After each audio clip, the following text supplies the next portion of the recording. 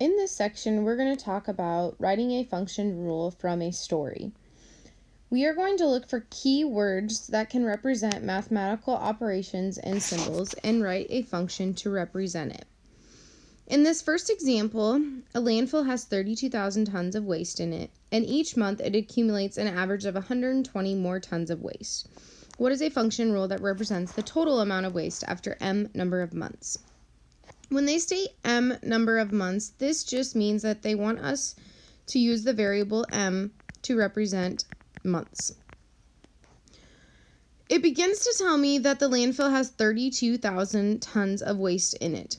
So that is going to be added to the total just once, so a beginning amount of 32,000.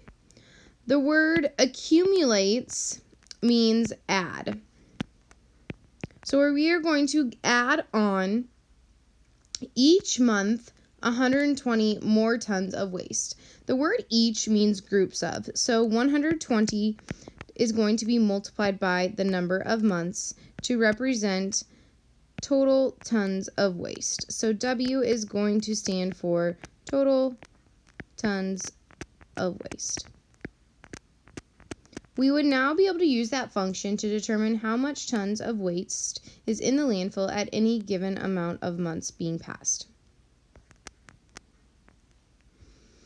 In this diagram, we can see a concert seating plan. It shows options of reserve seating and general seating. They are determined by $25 for reserved and $10 for general seating.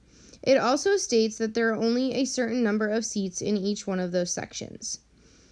In the example, it tells us that reserve seating is sold out, and total revenue from the ticket sales will be from reserve seating plus the number of general seating tickets sold. Write a function rule to represent the total revenue. So our revenue is going to be equal to the number of reserved seats in terms of dollars made plus the number of general seating tickets sold in terms of amount made. Since the reserve seating is sold out, we can determine how much money will be made based on the number of full amount of seats in that section. There are 10 rows of 12 seats per row, so this will make 120 seats. We are then going to take that amount times 25 because each one of those seats is worth $25 when they sell them.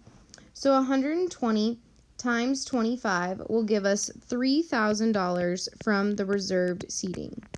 We are guaranteed that amount, so our revenue is going to begin at $3,000 because we know the reserved seating is sold out.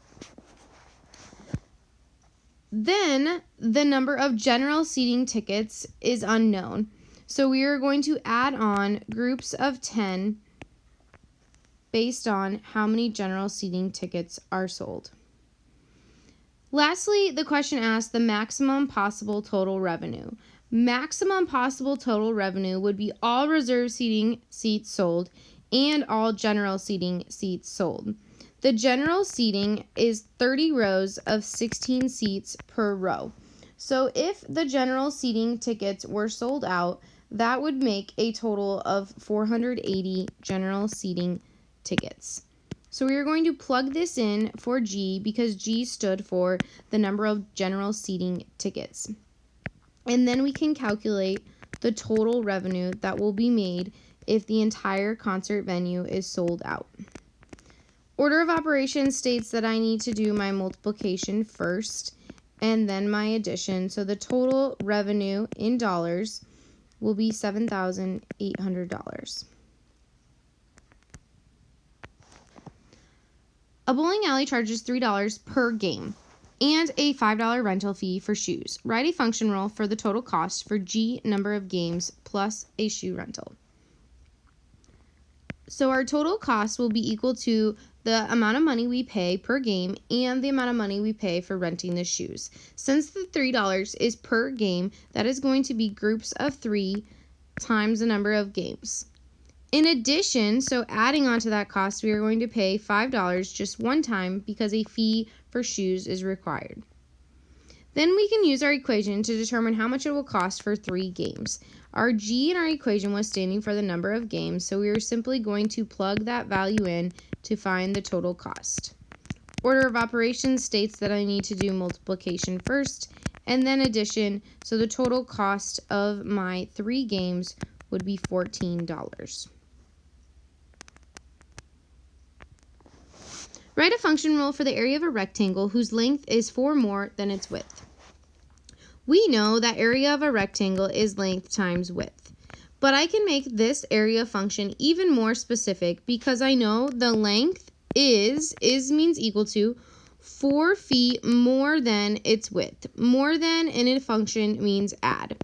We are not representing an inequality sign, so we are not going to use the more than sign like stated above. Then I am able to substitute this value in for my length. Because now I know that specifically the length is 4 more than the width, I can substitute that into my area function. Then using the distributive property, I can simplify one more step further. So my area will be equal to 4 times the width plus the width squared. Then I can use that area formula to determine the area of the rectangle when its width is 7 feet. I can calculate that area of that rectangle without even calculating out what the length is. So this function tells me to take 4 times the width of 7 plus the width of 7 squared. 4 times 7 is 28, and 7 squared means 7 times itself, or 49. And then adding those two values together gives me 77 feet squared.